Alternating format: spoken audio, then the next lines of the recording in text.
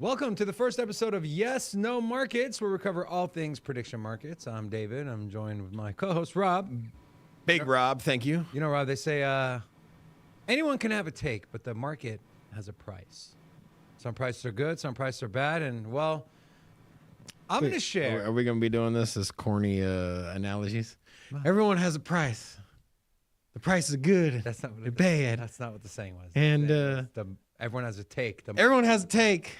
You know, are you willing to put your money where your opinion is? Let's take a peek. I have actually, I got a fairly easy money pick for people. Let's take a peek here, okay? So I found this. Will Mr. Beast hit X million subscribers by March 31st? Okay, so this market is very simple. It'll resolve to yes if his main channel, which is at Mr. Beast, hits the specified number by March 31st at 11:59 p.m. Eastern Standard Time. Okay, so the obvious one that everyone's betting that has the most volume, which is at 34,000, is your 470 million mark. Now, if you go to his page, he's already at 460. Okay, he's got 460 million subscribers. He posts 2 videos to his main channel every single month. 2 videos a month.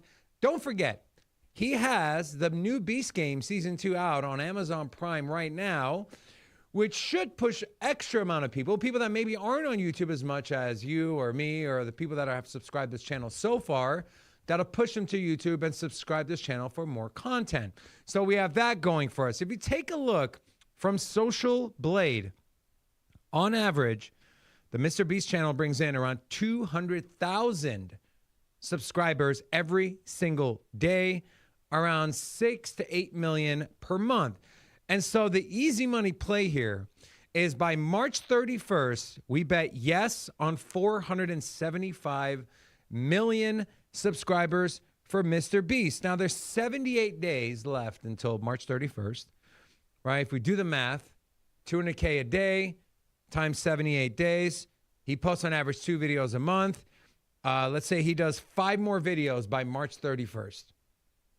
If 2 of them get over 200 million views, his average is anywhere between 80 to 120 million views. If he has 2 that go over 200 million views and the 5 before March 31st, I think this should clear easily.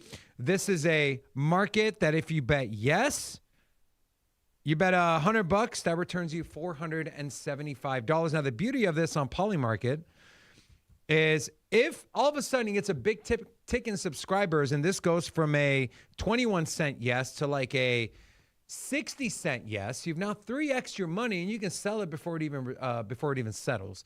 And so for me, that is my easy money play of the day. Is will Mr. Beast bet yes on 475 million subscribers by March 31st, 2026? What do you got over there for easy money play here? Easy money? Yeah. I am going with, I'm a big video gamer at heart. GTA 6 launch postponed again, ? This is something that we've seen delayed multiple times, okay? So currently chance 48% for this thing to get delayed. If you know anything about GTA, it's been in the making for like 6 years, 8 years, 10 years. I think almost a decade. Yeah, and it has been delayed. I think it's now been delayed like 3 times. Bro, what is taking so long? I don't know. Well, I mean, I'm no video game developer, so I couldn't really tell you. But the thing is that they keep delaying it, and the fans keep getting frustrated. And it was supposed to launch, last year at one point. That didn't happen. That came and gone. Now, here's the thing. This was on last year was at 30%. So we've seen it shoot up. But why has it shot up? You might be asking yourself, well, you have here GTA 6 may be delayed again. And Insider claims this is something that we saw a couple days ago, but this one hasn't really moved the needle, not as much as we saw the price move back in December. Yeah. So anyways, insider, how legitimate is this? If you go and you search, you'll see that, there's plenty of articles. This all came out about a week ago. You got Yahoo, has a video on it. Lots of different news sources are coming out and expecting a delay per an insider, but how valid is that? I don't know. I don't know how valid it is, but I do know that this thing keeps getting delayed. Wouldn't be surprised if you look at the day. When does this settle? It is so November 19th is the release date, and so it is gearing up for holidays of next year. Now, here is the thing: it can still get delayed by a little bit. And maybe then they delay it to Christmas or something. Yeah. Or No, well, they want it. They're going to get it out for the Christmas holiday. Could it be delayed for to the following year? Perhaps. I think that's less likely. But what I do think we're going to see is perhaps a week delay, a 2-week delay, and that's really all we're. And that would settle. Yeah, yes. that would settle the yes. And so we don't need a massive delay. You know what? I'm curious. When is Thanksgiving 2026? Because then that'll tell us when Black Friday is. It is the November 26th.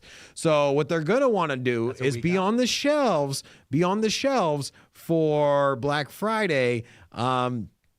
Here's my question, though. Don't you think that if it's only a week away, they'll just try to push it to just hit the target day so they don't get hit with hey, they delayed it again? Yeah, but if it's within a week, and so you might find this one, delayed like right at the finish line, right? Yeah. But it makes the insider, per their reports, makes it sound like it's too far off. Yeah, it's gonna be like way out there. So Okay, and that is what are the odds on that one? On which one? On the delay, if you vote yes. It's 43, I think 43. 43 cents? Yeah, where is it at? Yeah, we're at, right now it's at 50 cents. So 50 cents, yes, yeah. Okay, so we're 50-50. Yeah, essentially. Okay. The no is at 55 cents. So here's the beauty of it too. Do you start seeing more leaks from insiders and that thing moves up to 70, 80 cents? And you're unsure, you could just sell your shares and you'll make money. Yeah, I mean, possibly, yeah. All right, let's take a peek at what's trending in the markets. So there's a lot of geopolitical tension happening with Iran and the Middle East and Israel. Take a look at this. 3 of the top 4 trending are in relation to Iran, right? Well, the Ayatollah Khamenei, will he be out as supreme leader of Iran? And let's take a look at this. By January 31st, right now, the odds are no. It's only a 21% chance this happens. So if you're voting yes with $100, that's $470 in the bank. I don't know if this is something that I would feel comfortable betting. There's a lot of turmoil out there. There's some reports that there's 12,000 people have perished, unfortunately, at the hands of the government, and they're shutting off the internet. And President Trump has kind of came out and he's spoken out against it. We'll take a look here. This was actually posted by President Trump, and I don't think this would have hit as hard as if they didn't just do what they did in Venezuela, because they would have said, no, he's not going to do that. But they did it with Venezuela. Can they do it with Iran? So Iranian patriots keep protesting, take over institutions, save the names of the killers and abusers. They will pay a big price. I have canceled all meetings with Iranian officials until the senseless killing of protesters stop. In all caps, he says, help is on its way. This morning the Iranian news network came out and said that there was over 2,000 people killed.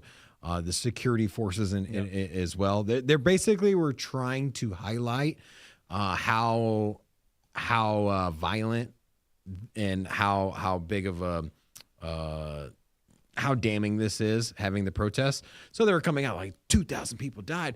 But, you got to think most of those people probably, I would say closer to 90% is likely to be the protesters, right? I mean, Oh yeah. Oh, and so, and then what number is it actually, right? How many protesters have actually been killed?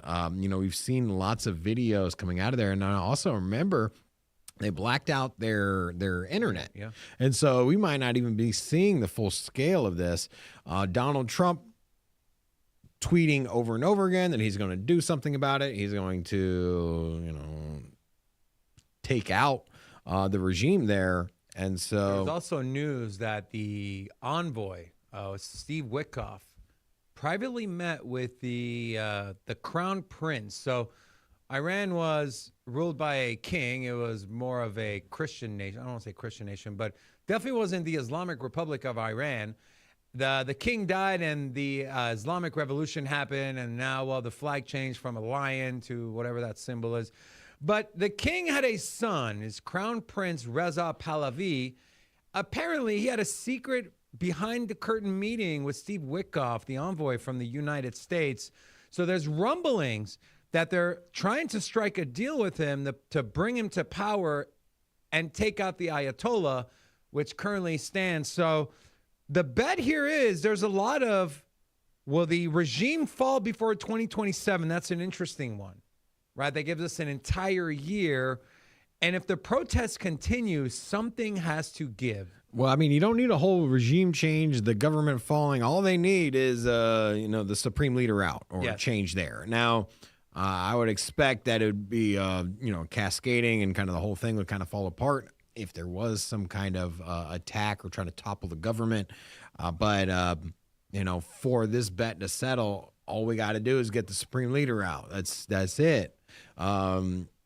It's escalating. You look here back on the 1 week, you can see that the yes chance on this was at 11%. So we've seen this ramp up to 22%. And if you go back on the 1 month, on the month back look, it was at 10% for quite some time. So, I don't know. It seems that the money is coming in on a regime change. Supreme Leader Donald Trump is tweeting about it. I don't think it's. I don't think there's a big value mismatch at 22 cents here for this. What do you think might be worth it? What do you think is the better value here as far as the odds of it hitting? Is it going to January 31st and betting yes at 22 cents, or going out to March 31st and betting yes at 43 cents? So I would take the 22 cents because I think if there's going to be action, you think it's going to happen within the next 17 days? I think it'll come sooner than later because those protests are not slowing down, and Trump's rhetoric and tweets. I think what we're seeing is. I think what we're seeing is an obvious escalation to removing him, and if it does happen, if the trigger is pulled on this, I think it happens within the next 2 weeks. Yeah, you know what else is trending here is a lot of sports. I was on X. The NFL playoffs started. The 49ers beat the Eagles. Yeah, they were a massive underdog. It was a 5.5 point underdog for the 49ers. I actually made some money on that one myself. Okay. So I had Brock Purdy over 200 yards. He got 225 on a parlay. This was outside of. Oh, okay. Yeah. So I had a parlay. I was out of town betting on sports. We wanted to go watch a basketball game, so we threw some parlays together. I had some money in the account, so I parlayed some money there. But anyways, we were in. I was in a bet there. But taking a look at the NFL odds, first of all, what I want to start is by pulling up Super Bowl odds. Now, I think there is some value here on 49ers at 5% to win this You think so? Super Bowl. Even with George Kittle, Yeah, his ACL, and that's the reason it's where it is now. San Francisco has been battling injuries all year long. This is not a George Kittle only thing. There's the theories. Yeah, there's the theories going on that it has something to do with the charging stations out in the parking lot next to the practice field and the electromagnetic fields.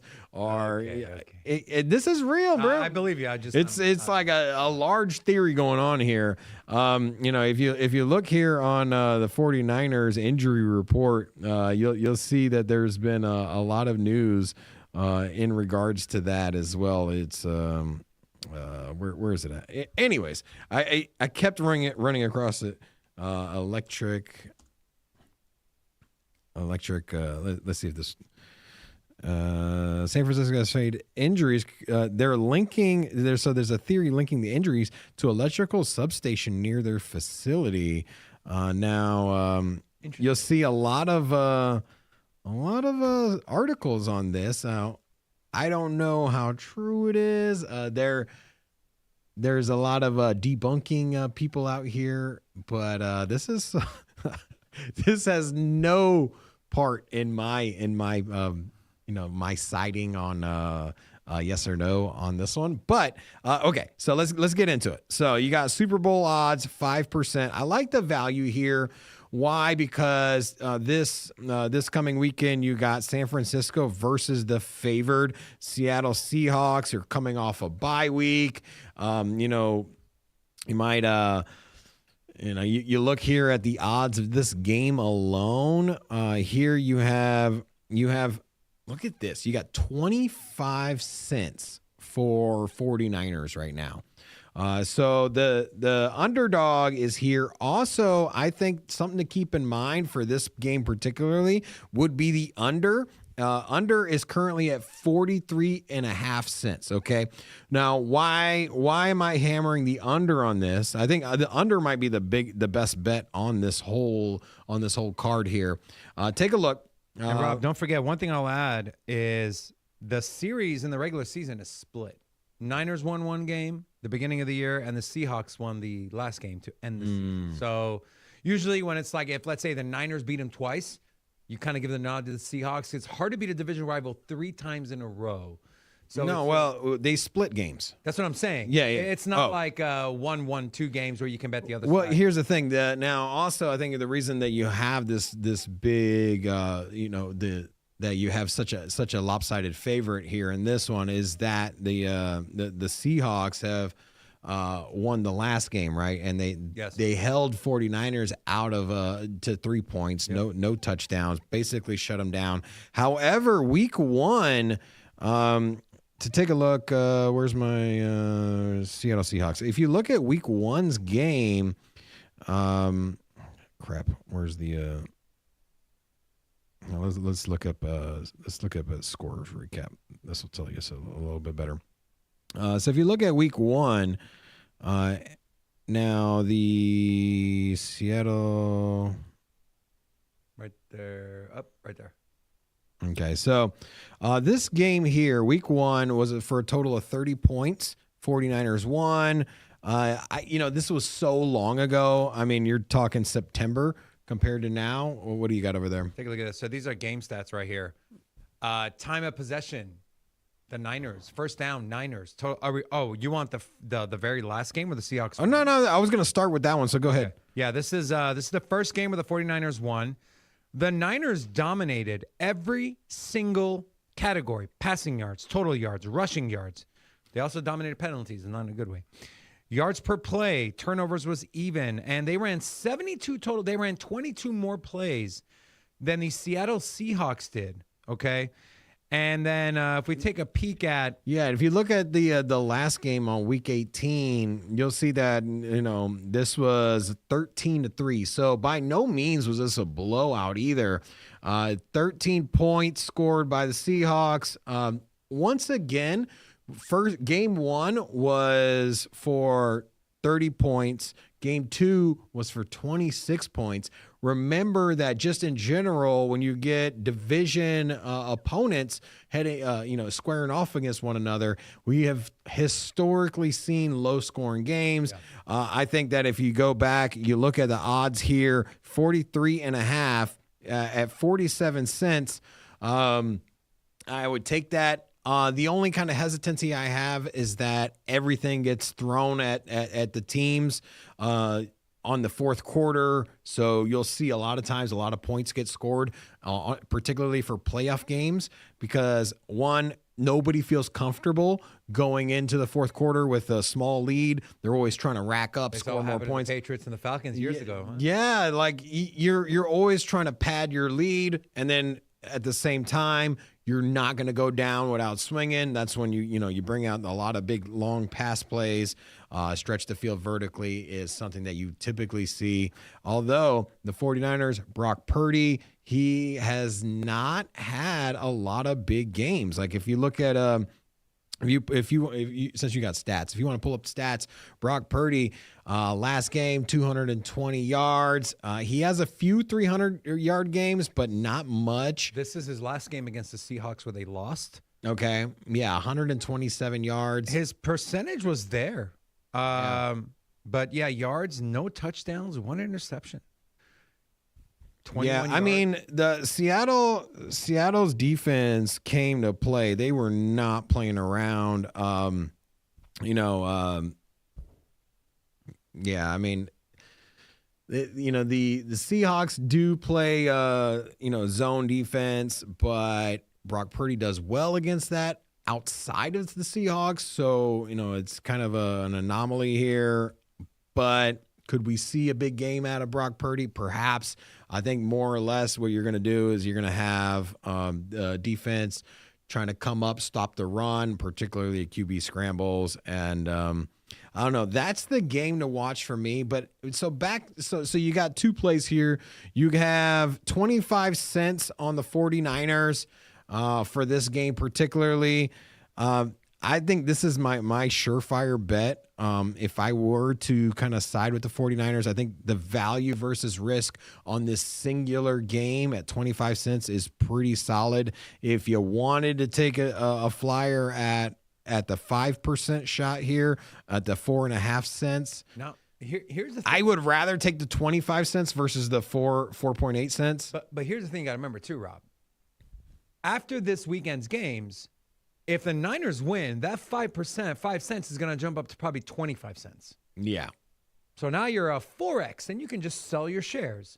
So essentially, the way I look at it is, are the odds better if I bet the 49ers to win against the Seahawks, or are the odds better if I go 49ers to win the Super Bowl, knowing the odds will automatically be doubled because, well, half the competition will be removed. So instead of an 8-1, it's now a 4, or instead of a 1-8, it's now a 1-4.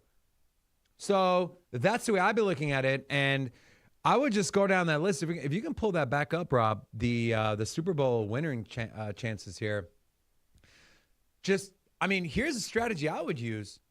Go with the last two teams, Chicago and San Francisco. I don't know about Chicago, though. Yeah, I don't know either. I think San Francisco.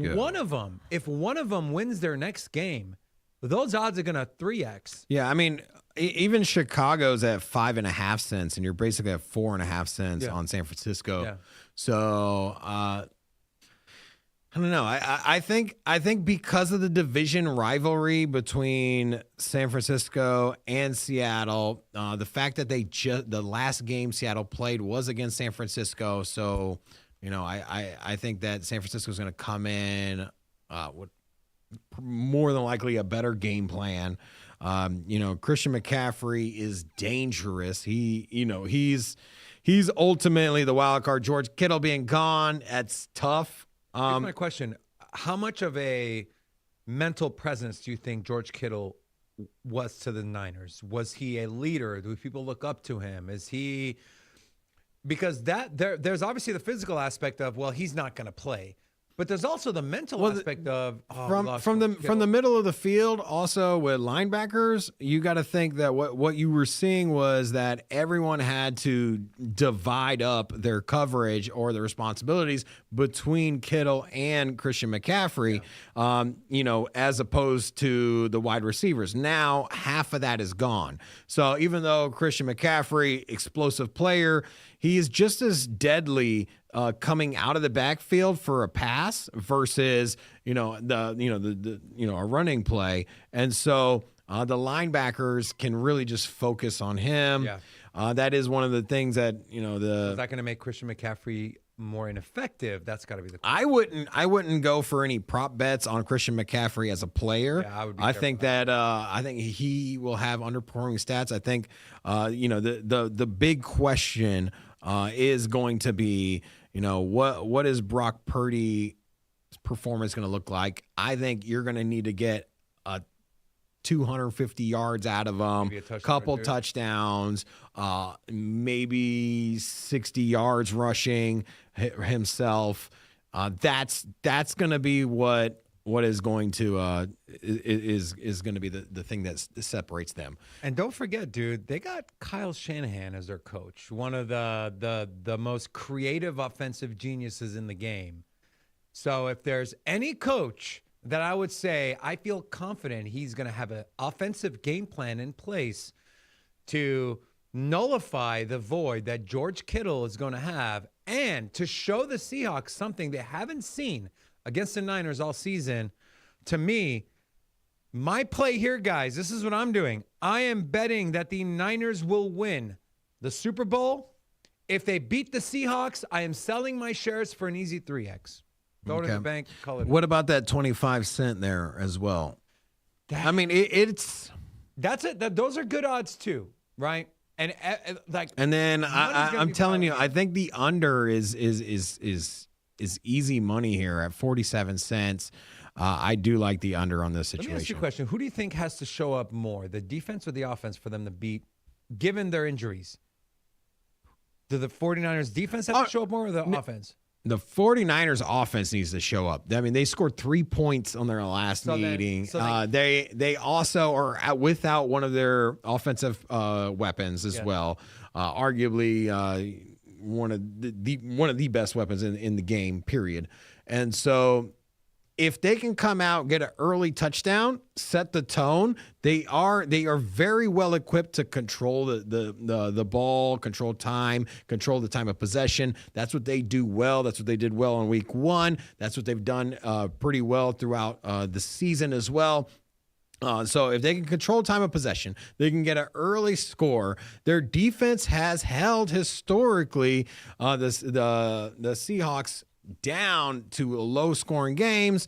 Seahawks not that explosive anyways, and so I would say it's gonna be a fun week. Offense is gonna need to step up. Yeah.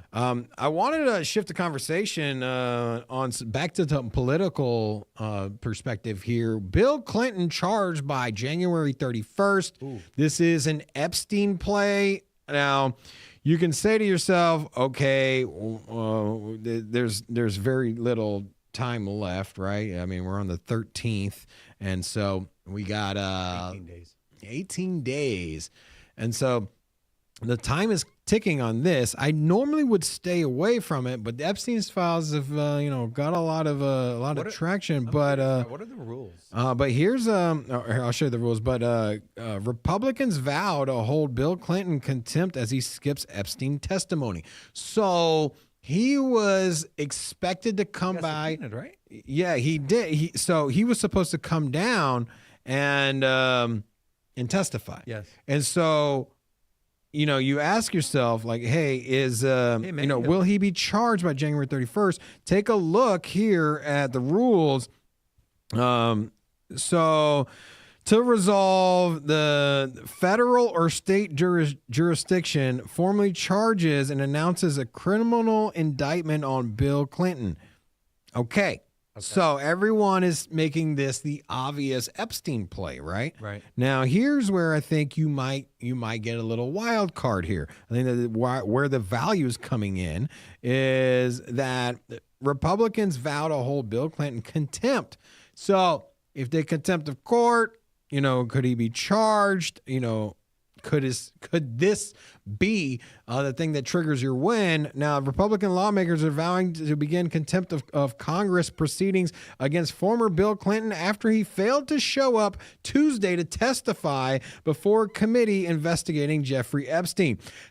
House Oversight Committee, and I'll make this a little larger if you guys want to follow along. House Oversight Committee Chairman James Comer told reporters he would start proceedings against Clinton next week, and he could do the same for former Secretary of State Hillary Clinton if she fails to answer questions by Wednesday. Now, you got till Wednesday for something to resolve here. What else you got over there? You look like you found something. I'm not a lawyer. So I'm like, look, Google, help me. I need the answer. I said, could contempt of court, could that turn into a criminal indictment? Could potentially become a criminal indictment, but it depends on the nature of the contemptuous act and specific circumstances of the case. Criminal contempt of court involves actions that undermine judicial authority.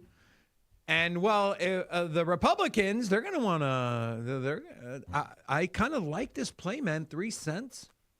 Do me a favor. What does $100 give me on that yes vote? $100? Yeah, on the Bill Clinton will be indicted. Bill Clinton. Show me. I like to see the numbers in my face. $2,406. So, that's not, hey. This was, I know you asked me to pull up a 1%er. Yeah. Your penny pincher? This one was my penny pincher last night. I'd found this one out. The subpoena thing happened this morning. And so that's why you saw it shoot up from 1% to 3%. I still am not shying away from it because I think why it shot up to 3% was because people saw that, hey, you know what? Things are heating up. He didn't show up to court. They're probably going to maybe indict him on the Epstein thing. I think what people fail to realize is that you could get an indictment, some criminal charges for him not showing up, and then lastly, you have Clinton's contended that the subpoenas are quote unquote are nothing more than a ploy to attempt and embarrass political rivals directed by Donald Trump. I'll be honest with you, this might not be that far-fetched. Donald Trump's sitting here trying to embarrass the Clintons by sending subpoenas for them to come out and testify.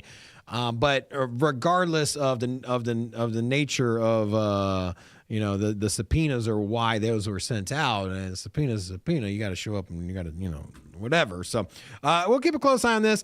At 3 cents, I think it's worth a shot. I like it. I liked it at a penny more. I like it even more now at 3 cents. I don't know. Okay. We're going to create a leaderboard where we come back and check these because this is an interesting one to me. All right. You gave your penny pincher. Here's my penny pincher, okay? Now, penny pincher is your moonshot, your degen play, your very, very low chance of hitting. But if it hits, well, you're sitting on 100x, my friends. So this one, okay, so Elon Musk's number of tweets between now and the 20th, so that 7-day window. Now, the important thing here is it does not include reposts or quote posts it does not include replies. So if I post something on X and Elon replies to my post, that does not count. Reposts, quote posts, or if he adds an additional post after the fact to his original post, then it would count. So the play I'm making here, my penny pincher play, is to bet 240 to 259. Okay, this is your 1%er, seeing about 76,000 in volume.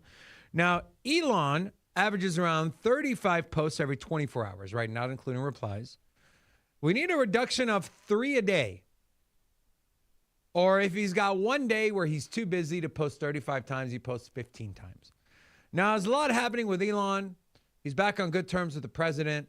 He's shipping out Starlink to Iran. Maybe the president calls on him to do something with SpaceX technology or Tesla or something, and he gets pulled away from his desk or his phone.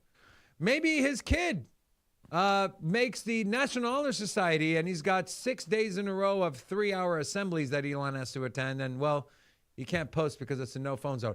Either way, this has a minute chance of hitting, but it's not too far off from what he normally posts. So betting yes that Elon Musk's number of tweets between the 13th of January and the 20th of January, if you bet the 240 to 259, 1% or a $100 yes bet gives you $2,100. And so that is my penny pincher pick of the day. And, you know, I was going through and I'm like, there's some weirdos out here throwing. And so this was my weird wager. Are bikinis going to be back on X by January 16th, which is a family member's birthday? I'm not going to say which one. But, you know, Rob, this stems from everyone saying, hey, Grok, put me in a bikini. Hey, Grok, put the Prime Minister of the UK in a bikini. And I'm so sorry you have to look at that. But, Rob, this is at a 1% chance. Is this worth your money, my friend? Will they be back on X in the next 3 days? It was just a little I don't know, this was a strange one to me. I don't know. I think that's worth a flyer there. I mean, there's Elon Musk hasn't really been on the censorship thing, and so how is there? He did say, well, because I think someone had tweeted, this was a couple weeks ago, hey, my little sister, somebody put her in a bikini. She's like 14, something like that. I don't remember maybe it was like, hey, or maybe it was a picture of me when I was 14. Anyway, somebody had tweeted, and then Elon Musk said on there that, hey, you know, I don't remember how he phrased it, but basically he said that, like, hey, anyone partaking in this, they are creating the content. Whoever created the content can be held liable in the same way that someone that is, buying or selling or holds child pornography for that particular situation. Yeah. And so the bikini thing was taken down. And I think a lot of this ties into the fact that, like, people can be held accountable on their own and through free speech. Hey, if you create it, you know, you own it. And so I think it might be a self-policing thing versus a censorship thing, because we know that Elon Musk doesn't like to censor. And I think that he thinks that this is possibly free speech. And you know what? You can have free speech, but if you go out and say the wrong thing, you can be held liable. Yeah. Same thing here, free speech, throw who you want in a bikini. But if you start doing it to the wrong people, you can be held liable. I think that's fair. I could see that scenario. So maybe the 1 cent here is worth a shot. Yeah. That's all I got, man.